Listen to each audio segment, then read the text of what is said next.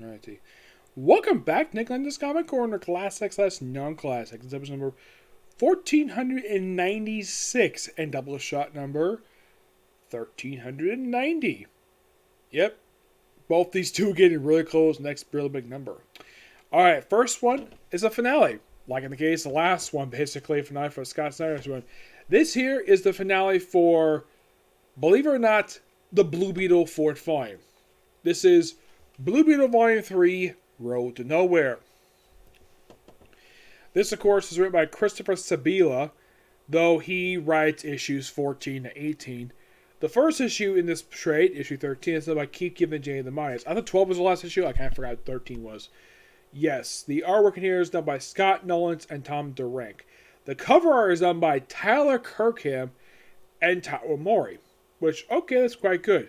The first issue in here is just a standalone issue that kind of, in a way, wraps up the run of Keep Giving Jay the Minus, where you have Blue Beetle and the Justice League 3000 Flash going to the future briefly for one issue, to meet Justice League 3000, and then they go back to the present, which, the way it seems for Chris Seba's run, it's kind of following up some stuff from a little bit of combination of both the previous volume for the series, done by Tony Bedard, and a little bit of the original run. In the case of Tony Bedard run, we have a return of Stopwatch. Yes, Stopwatch. He was one of the villains who popped up in the previous volume for the series, who popped up for a few issues. And here they bring him back, and apparently Jaime does not remember him at all. I'm like, really? Is basically Christopher Sibley just trying to ignore the fact that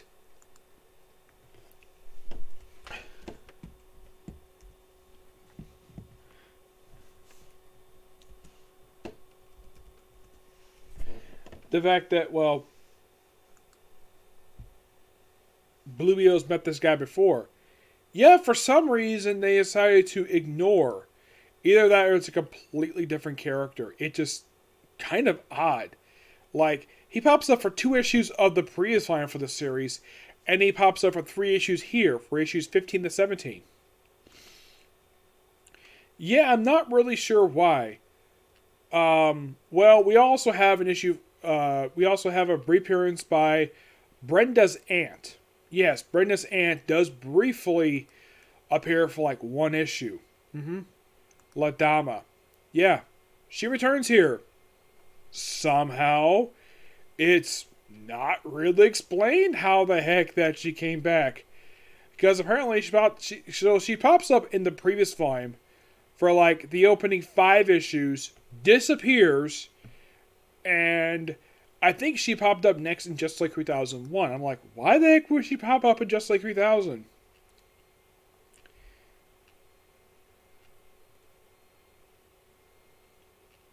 It's kind of odd. Like, I'm trying to look up on here, like, okay, so where is she?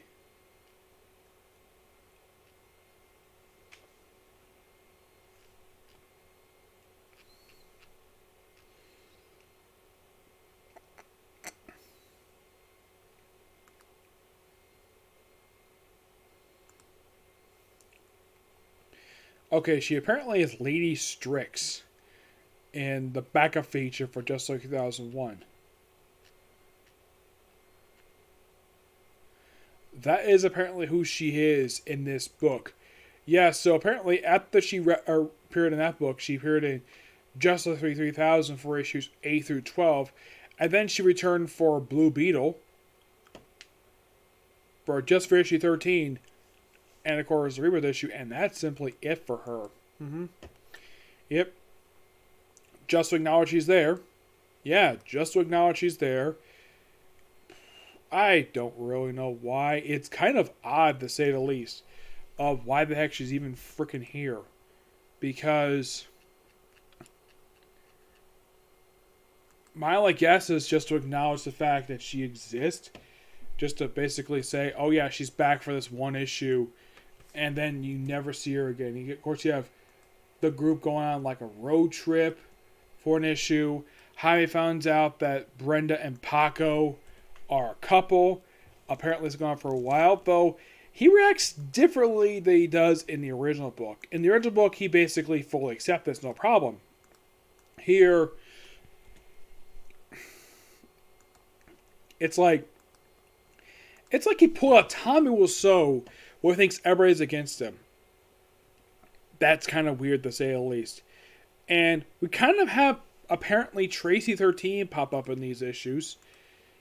Yes, seriously, she pops up. They pop up for these issues for some reason. I don't really know why, but she does. And this woman here is actually, I think it's Naomi. I think her name is Naomi. Yeah, she pretty much appears for the rest of this run.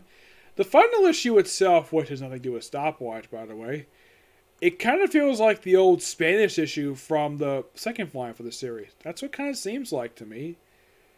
Yeah. And, well, we kind of, in a way, wrap up this run. I mean, Christopher...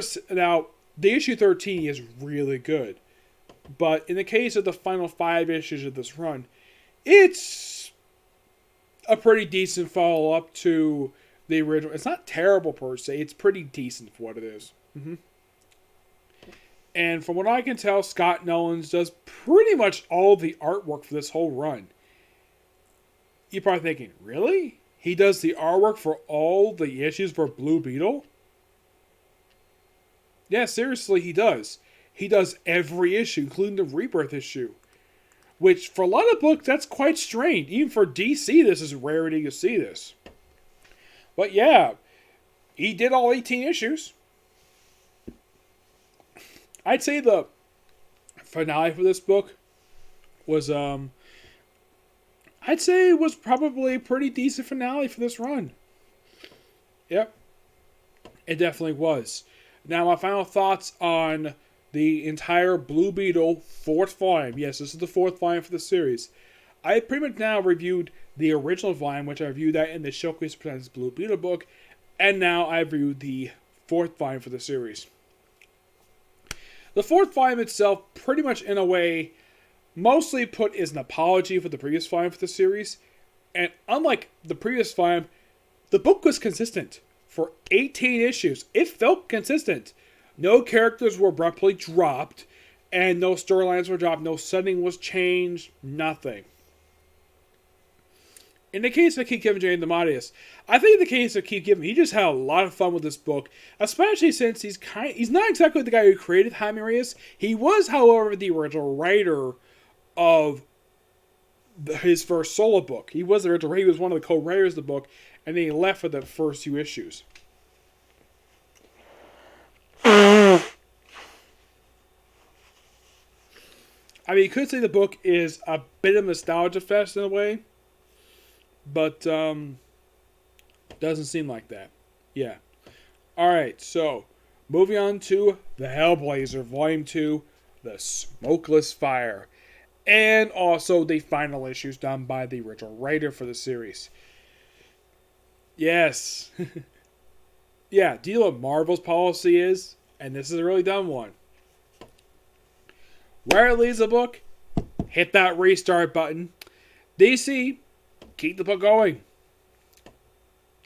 Yeah, I'm not really sure why Simon Oliver left the book. As far as I can tell, there has been no official explanation exactly why he left. He just left, and then he was replaced by Tim Seeley for most of the remaining issues of this run. The Smokeless Fire is, simply put, basically John Constantine doing John Constantine things. Hanging out in various cities. Yeah, just him doing various stuff here. Interacting with various people. You could say stuff happens in these issues. Yes, definitely. But it's simply but John Constantine being John Constantine.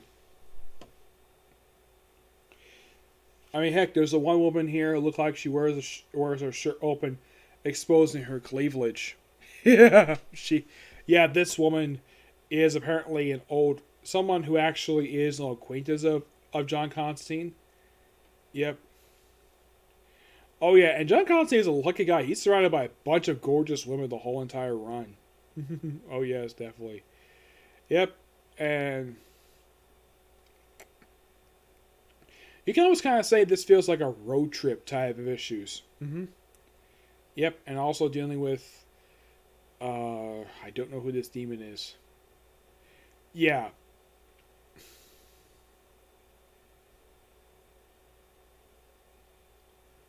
I think his name is Ego, I think his name is. Yes. It just basically John Constantine just dealing with various other stuff. Doing, well, stuff you would probably see in the original, like the original Hellblazer book, just done in a more non-mature type of way. He's not smoking, but he's just smoking like crazy. I mean, it's called Smokeless Fire because he's constantly smoking. Yep. Just a bunch of various things happening throughout these issues. Yeah. Is anything really noteworthy happen here? Not really.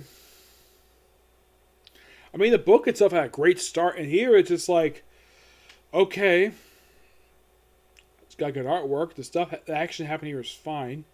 Not really a big issue with that. Yep. And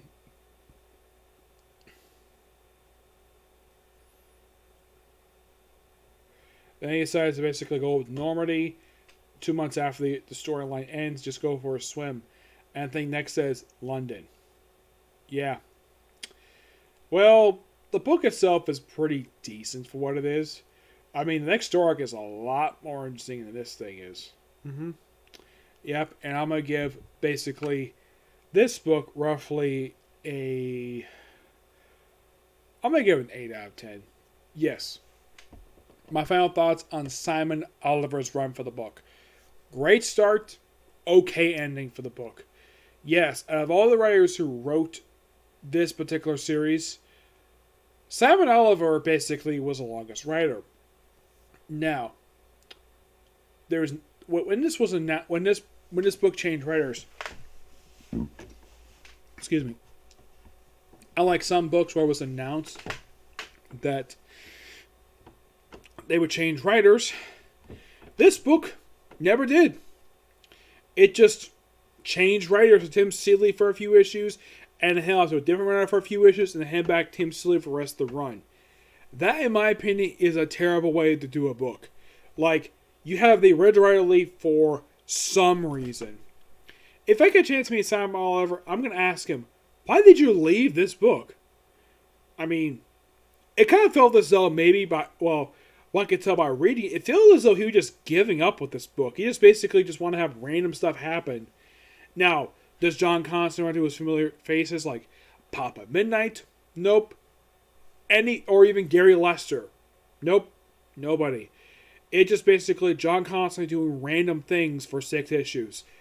That's the best way to describe Smokeless Fire. It's just him going random places, doing random things. Yeah, so unlike the Blue Beetle book, which actually felt pretty decent for the book, this book was just okay at best. Okay? So yeah, that's a particular review. Next one, another Comic Corner. Batman. More Batman. Okay? Next video. Bye.